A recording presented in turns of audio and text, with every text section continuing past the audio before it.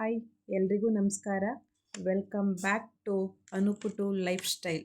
ಇವತ್ತಿನ ನನ್ನ video pulao recipe.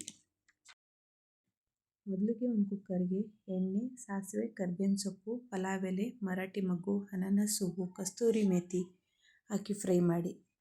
ಅದು ಫ್ರೈ ಆದ ನಂತರ ಹಚ್ಚಿರುವಂಥ ಈರುಳ್ಳಿ ಹಾಕಿ ಫ್ರೈ ಮಾಡಿ. ಈರುಳ್ಳಿ ಸ್ವಲ್ಪ ಸಾಫ್ಟ್ ಆಗಬೇಕು. ಸಾಫ್ಟ್ ಆದ ನಂತರ ಹಚ್ಚಿರೋ ಟೊಮ್ಯಾಟೊ ಹಾಕಿ ಫ್ರೈ ಮಾಡಬೇಕು. ಈರುಳ್ಳಿ ಮತ್ತು ಟೊಮೆಟೊ ಎರಡು ಸಾಫ್ಟ್ ಆದ ನಂತರ ಕ್ಯಾರೆಟು, ಬೀನ್ಸು, ಆಲೂಗೆಡ್ಡೆ, ಗೆಡ್ಡೆಕೋಸು, ದಪ್ಪಮೆಣಸಿನ್ಕಾಯಿ ಎಲ್ಲ ಮಿಕ್ಸ್ ವೆಜಿಟೇಬಲ್ಸ್ ಹಾಕಿ ಫ್ರೈ ಮಾಡಿ. ನೆಕ್ಸ್ಟು ಶುಂಠಿ, ಬೆಳ್ಳುಳ್ಳಿ, ಪುದೀನ, ಕೊತ್ತಂಬರಿ, ಹಸಿಮೆಣಸಿನ್ಕಾಯಿ ಹಾಕಿ ಒಂದು ಪೇಸ್ಟ್ ರೆಡಿ ಮಾಡ್ಕೊಳ್ಳಿ. ಅದನ್ನು ಹಾಕಿ ಫ್ರೈ ಮಾಡಿ.